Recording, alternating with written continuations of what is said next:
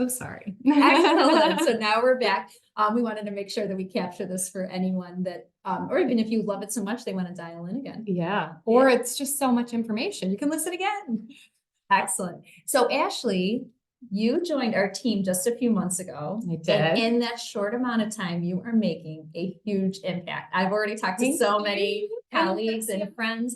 So tell us a little bit about yourself. Yeah, so I am here at 1865 Wealth Advisors. So I love to explain the relationship between us and Impressia.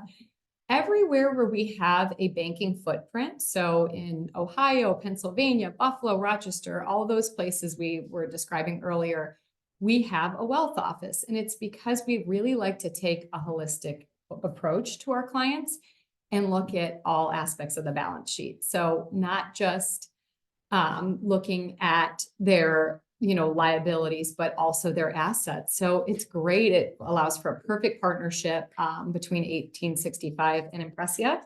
So right now I am exclusively the senior wealth partner serving both 1865 clients here in Rochester and Impressia. So super excited about that opportunity. A little bit of background about myself. I am a certified financial planner. I also have my master's in financial planning, so clearly love financial planning. It's like you can't go somewhere without a roadmap, right? Yeah. So I have a number of other designations just on topics that were important and I wanted to learn more about. One good example is socially responsible investing. But to me, this is just such an area of passion. I have helped clients for over 15 years now. Previous to this role, I was at Charles Schwab for 10 years and Fidelity for 4 before that, managing a book of business out in San Diego. So we got sick of the sun, decided to move back to Rochester. 3 kids will do that. But I have just found, similar to Mary Kate, that women are overlooked and underestimated as investors and largely not a part of the picture. I would go to run plans and it would only be maybe just one party in the relationship. And so I jumped at the opportunity to join and be able to support Impressia. Well, we are lucky to have you and looking forward to this conversation. Yes. Excellent. Well, I think it's time to get started. Tell us about this generational wealth shift that's happening. Yes, there's so many good articles and statistics out there on this, but there is this huge generational wealth shift occurring right now. Women presently oversee about 1/3 of the financial assets within American households, but they're positioned to inherit a significant portion over the coming decade or decades from aging baby boomers, their parents, and also potentially a spouse or partner, because women on average live 5 to 6 years longer than their male counterparts. So with those two things in mind, projections indicate by 2030, which not too far out in the distant future, women could control roughly 2/3 of the wealth in the United States. That's an amount that's nearing $30 trillion, which is nearly the GDP of the United States. And so it's more important than ever that we really can control our money. Yes. Ever. And so that's why we have all these really fun facts. Like, I had no idea, but so did you know that 42% of all US businesses are owned by women? This fact shocked me here. Women-owned businesses have grown 114% in the last 2 decades.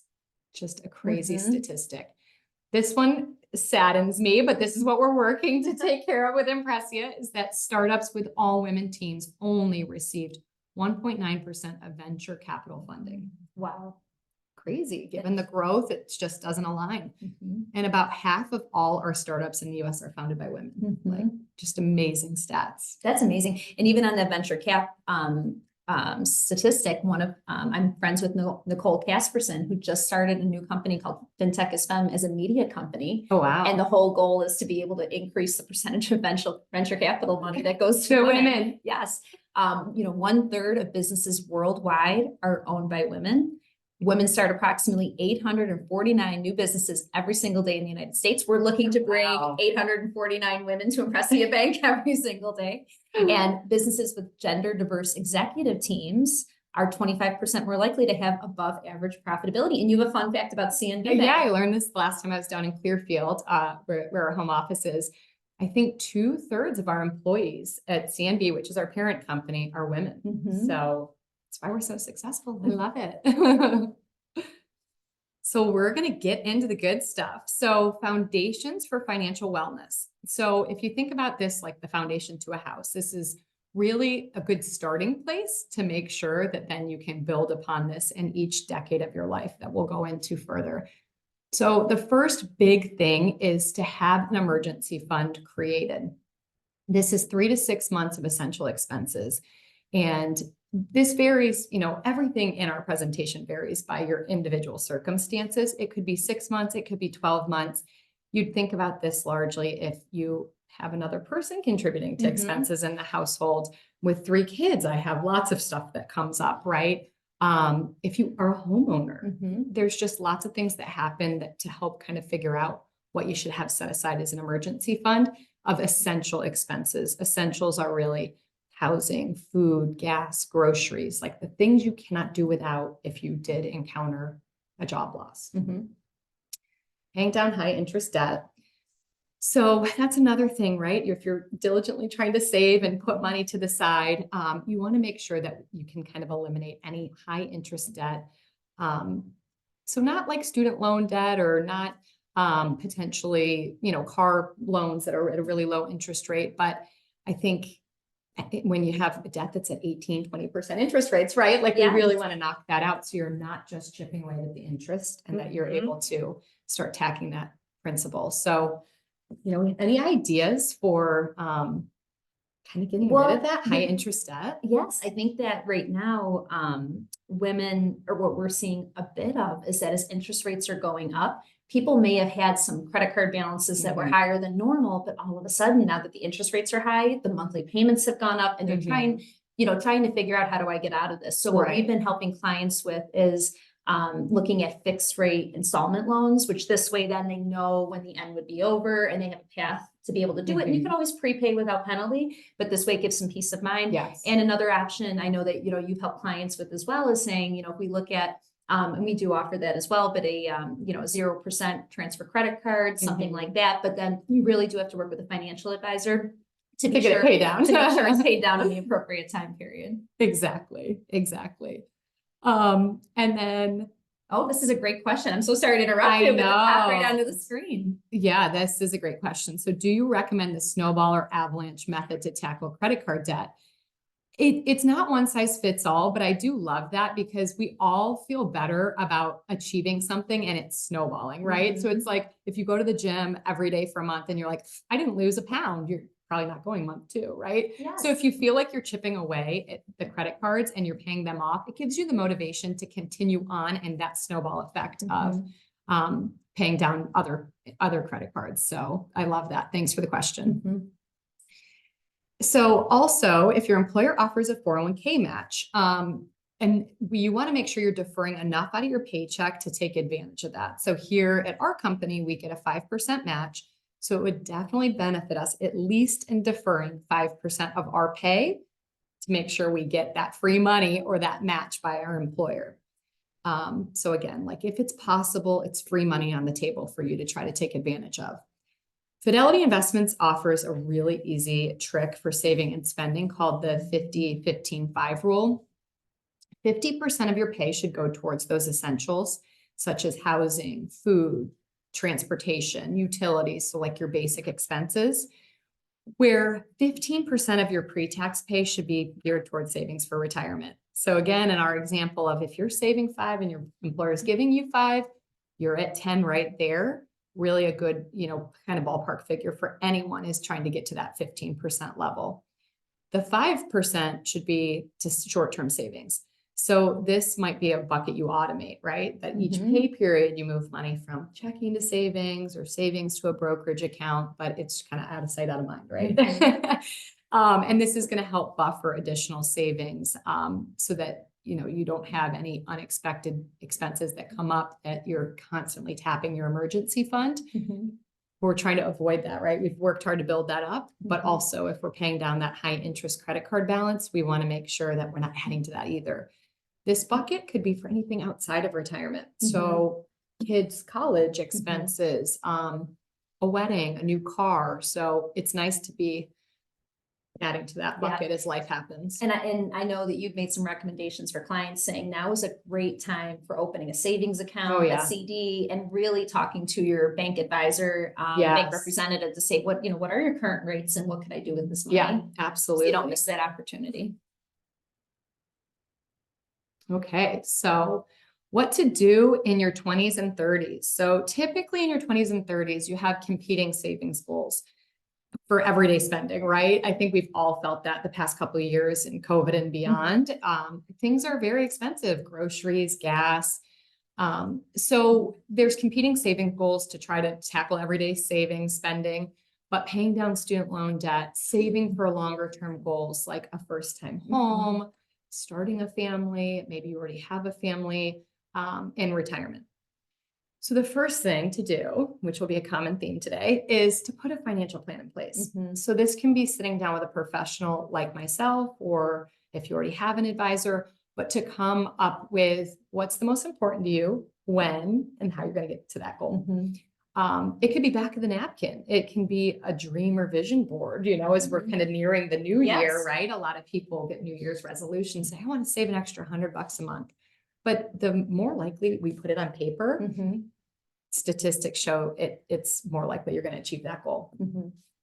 So actually it might feel like overwhelming to say I need a financial plan. And so your advice, if I'm hearing you right, is keep it simple. Yep. Keep it simple. Put it in your planner, put it in a journal. Yeah. Just write it down somewhere. Absolutely. And again, we offer complimentary financial planning through 1865. So I have a lot of my friends say, well, am I too young to do a plan? I'm like, you're never too young to do a plan. Yes. Right? Or if I feel I don't have enough assets, say anyone can, no matter where you are. Anyone can. You have to start somewhere. And as you can tell, we're passionate about helping people. So, that's really important. That's great advice.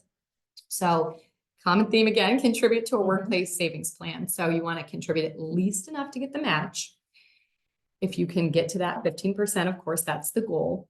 If that's too much to do right now, set a reminder like every January or on your phone, on your Outlook at work to increase your contribution rate by 1% a year. And then it's easier to get to that end goal. Make sure any of your long-term savings are being invested. So we both have some funny stories about this, but when your deferrals are going out of your paycheck into this account, just make sure it's not defaulting to sitting in cash, especially again, if you're in your 20s and 30s, retirement could be far down the line. You want that money working for you. And typically speaking, the younger you are, the more risk appetite you might have in the longer time horizon. Want to share your funny story? Not so funny story. Well, I think that this is that's one of the things that's important is by sharing stories with everyone, we can learn from each other. And when I was reviewing my financial plan with Ashley, we found an account that was back from my early professional career. And what we learned was that it was sitting in cash for 20 years. And I think that, when you look at this, you think, oh my gosh, all those missed earnings and growth. But so in the spirit of sharing, so someone doesn't make that mistake, like it's just make sure you take a look at it. And again, work with a financial planner to get advice if you need it. Yeah, absolutely. And automate your savings. So, we all have direct deposit these days and our bills are on auto pay. It's just making life simple because again, you have all these competing priorities at this time of your life. If you can save an additional $100 a month or whatever it is, just by making it automatic, it's more likely you'll do it rather than logging in 2 times a month to move money, right? And then a lot of times in your 20s and 30s, we have moved employers. And so making sure you get a handle of your old 401k or your workplace savings plans. It's not necessarily that you need to leave that workplace savings plan. You don't need to move that money like an old 401k, but just understanding your options. You can move it to your new employer's 401k. You can move it to an IRA. There's a lot of options. It's just so that as time marches on, it's not like forgotten about money that you are like, oh my gosh, I worked there 20 years ago. Totally forgot that account exists. So consider a Roth IRA. This, we joke, could take up a whole hour presentation, maybe in 2024. So we have a slide that we'll cover on this, but a Roth IRA can make a lot of sense in your 20s and 30s because time's on your side. As we discussed, you have potentially 30 plus years until retirement and maybe a greater risk appetite. And then don't sleep on an HSA. So if you are part of a high deductible healthcare plan, you have access typically to an HSA. And we'll again go in a little bit more depth on that in the coming slides. So we wanted to include some saving milestones, just some quick hit rule of thumbs. Definitely don't feel bad if you're not there, right? But by age 30, a good rule of thumb is to have the equivalent of 1 year's salary saved for retirement. That's great advice. That's a great milestone. And Bianca, do we have any questions that have come in? No. Okay, so if anyone has any questions, throw them into that Q&A. That's a great milestone. But yeah, Yes. I could see where if you're not there yet, but like you said, it's a building block. Right, absolutely. So just to go a little bit more in depth on the Roth IRAs, it's such a hot button topic. I feel like we hear a lot about. I was a part of an investment symposium annually in San Diego, and every year we'd ask, what do you want us to present on? And every year was Roths. So again, my love for Roths. So you should consider adding a Roth bucket to your financial picture for a number of reasons. So Roth contributions, they grow tax-free, which is different than your traditional contributions that grow tax deferred. So just a simple way to think about this is if you put 10,000 into a Roth today, and by retirement, you go to pull it out, and let's say it grew to 100,000, all that comes out tax-free. Whereas with your traditional contributions, you get to write off your 10,000 in the year that you put the money in. But in the future, again, let's say it grows to 100,000, you're going to pay taxes on whatever amount you pull out over time, ordinary income taxes. So a Roth is a good tax diversification strategy, just hedging against future tax rates.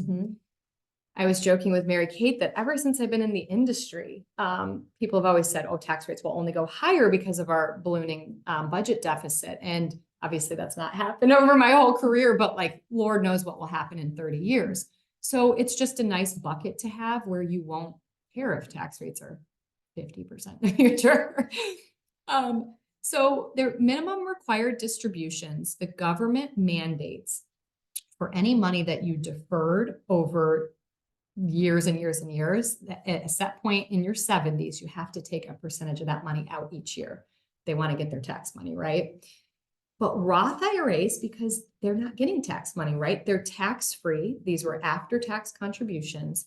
There are no required minimum distributions. So if you don't need the money, you don't have to pull it out. Exactly. And think about that for a number of reasons, right? Like if you didn't need your Roth bucket and you had a legacy goal for your kids, you don't ever have to take money out of that account, and that can go to them in the future. That's great. So pretty neat. There are income limits to being able to contribute directly to a Roth IRA. So again, like they're a great vehicle, but you have to just make sure that you qualify to be able to contribute.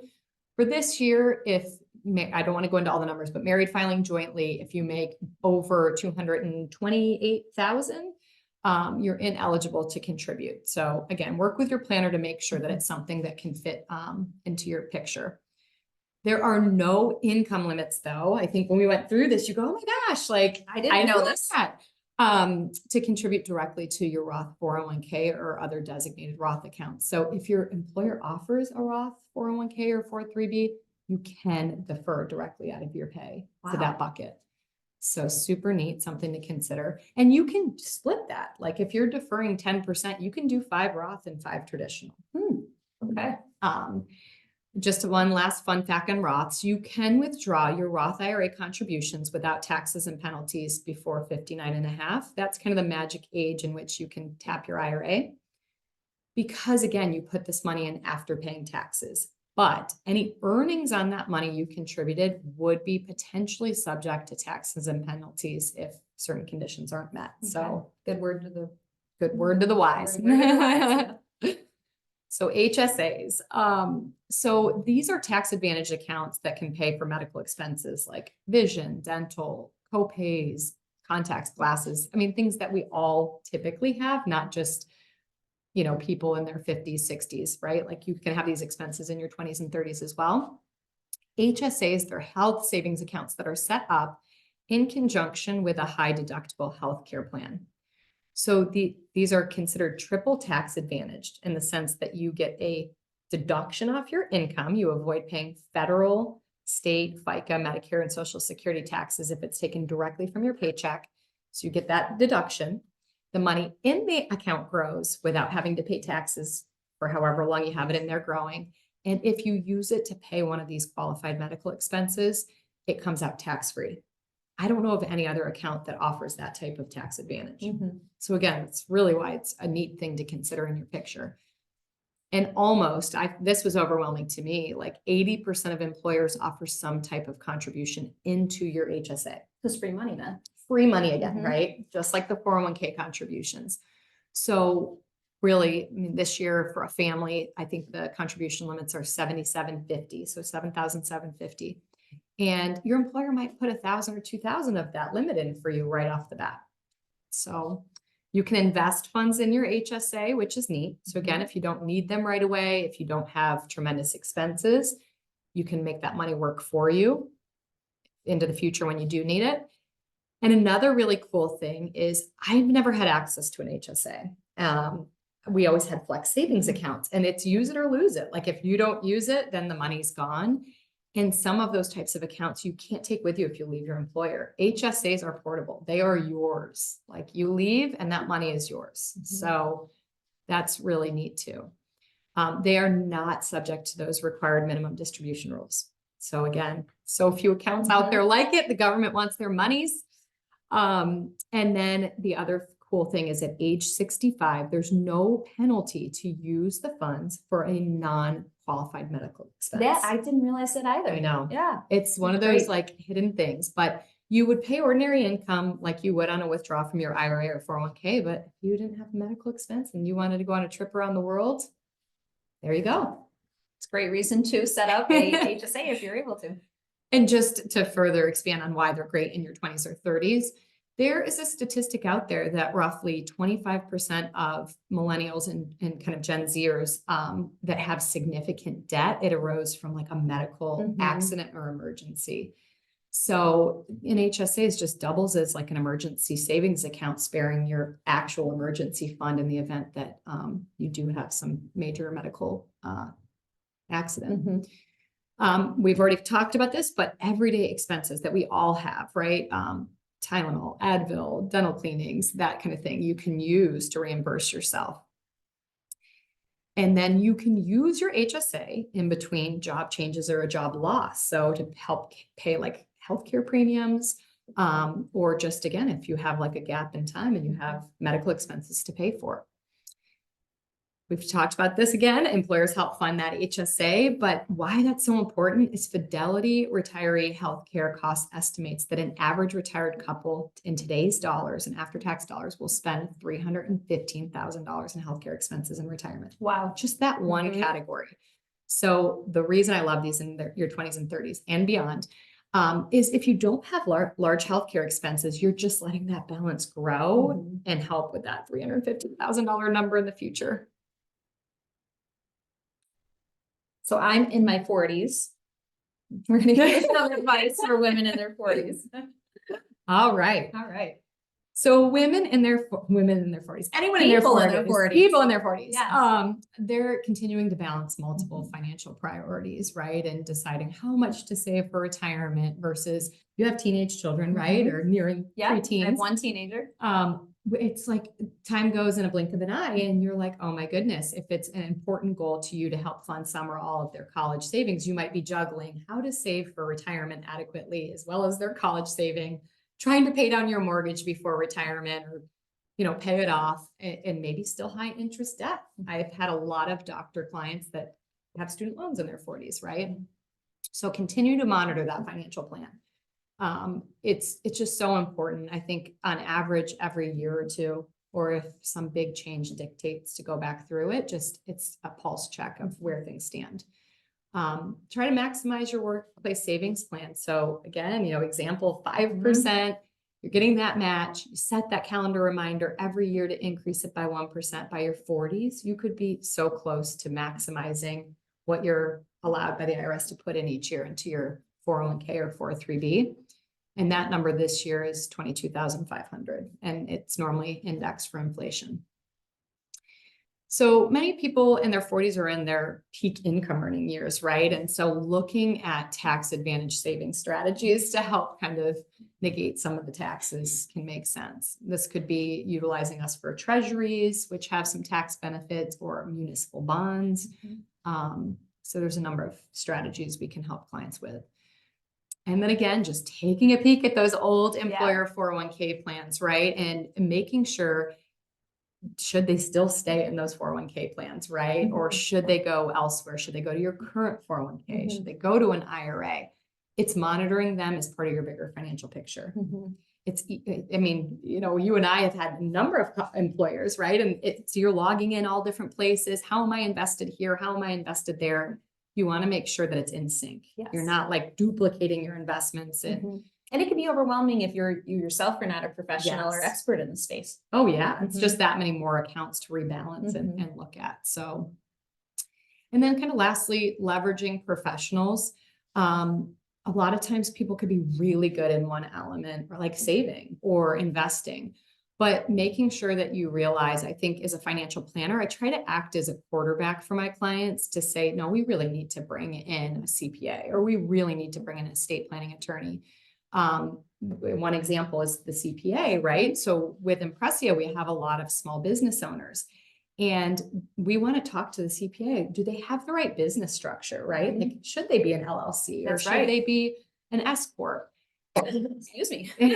Bless you. Thank you. Then in conjunction with that, should you have a small business 401k plan? We've talked so much about workplace savings and, you know, how, if you're having a really good year, we want to make sure there's a way for you to defer some of those taxes or, you know, and then estate planning attorneys, like they also are critical in understanding business structures. And, you know, I think a lot of people from my experience doing this in their 30s and 40s, they might have the tax figured out and the financial plan, but then they're like, I'm 40, I don't need an estate plan. So making sure that you have a will, you know, that's just how to dispose of your assets that you're passing. It doesn't make sense to have a healthcare proxy. And we were talking about, you know, if you have children that go off to college, right? HIPAA laws, you lose access to being able to get medical information. I didn't even think of that as part of what you automatically should be doing now when your child goes to college. It's only when you hear a horror story that you're like, oh my gosh, I need to do that. You know?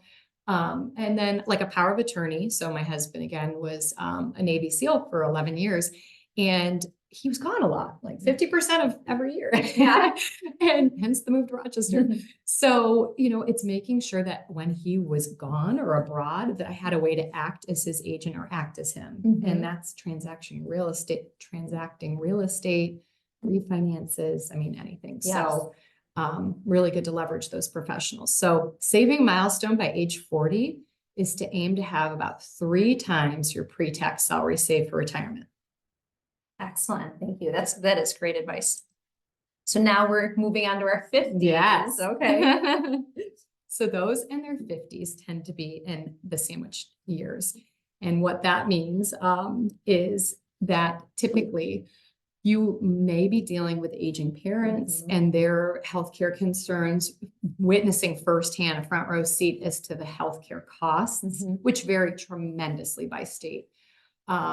As well as caring for your children still. So, I mean, it tends to be a busy decade, while still worrying and saying, oh my gosh, in a blink of an eye, I'm that close to retirement. Am I saving enough? And you could be straddled now with tuition bills. Yes.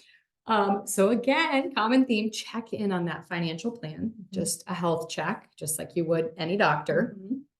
And just again, another fun rule of thumb is aiming to replace roughly 85% of your pre-retirement income in retirement. That number, as you can imagine, is wildly different for everyone. You know, I think I always joke with people when you're putting your financial plan together, it's like, how many statements did you have to get me? You know, like so much stuff. I'm like, very complicated. I need a hair strand, your blood type. No, I'm kidding. But it's so hard to come up with your budget. That budget can just get away from you. So knowing what that looks like for you, you might say, I'm an avid traveler. Like I want a big travel budget, or maybe you've paid your mortgage off. So you have reduced your expenses by a large sum.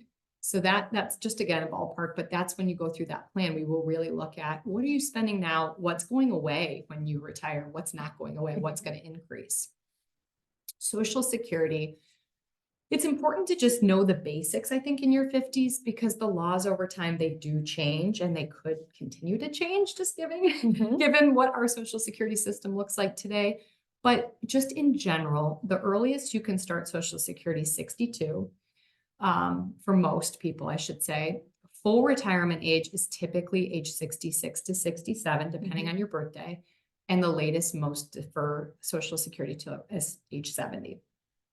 At 62, you'll get permanently reduced benefits. At your full retirement age, you get 100% of the amount that's due to you. And if you wait beyond your full retirement age to age 70, your benefit goes up about 8% a year. So if you have the ability to do that and like have longevity, you're in good health, your financial plan might say, hey, that's a great thing to consider deferring and delaying till 70. When we do the financial plan, I think that this is something that's really fun. We can do a whole analysis on Social Security, just like as a sidebar topic. It shows your probabilities of success at starting at each of those ages. Oh, that's so interesting. I didn't know that. It's just super. So anyone that's thinking about retirement or wondering, like, this would be a good reason to say, Ashley, let's sit down and I'm curious. What this would look like. Yeah. And just to say like, oh, this makes sense. This, according to my plan today, could change, but this is when I should start. And you kind of go into that decade knowing that's your plan. It shows your lifetime benefit amounts too. So that's pretty neat. And then of course, Social Security is going to cover only so much of your expenses in retirement. So if we're trying to replace 85% of that pre-retirement income, creating an income plan for how you're going to draw down those assets in retirement in the most tax efficient manner. So we've talked a lot about kind of those buckets of money, right? Having a Roth bucket, having a pre-tax bucket, brokerage account, savings, checking. You have all these things you've accumulated. But you need a plan of when to take money out. And so it's not willy-nilly and you're just saying, I'm going to pull from here, I'm going to pull from there. I'll just give one example, but if you had a year in retirement where you have really large healthcare expenses, right? You might have a big healthcare write-off on your taxes. That might be a good year that you're pulling from the bucket where you're paying ordinary income as opposed to your Roth. So just a number of things that we can start to create an income plan for you once you finally pull the trigger into retirement. Catch-up contributions start in your 50s.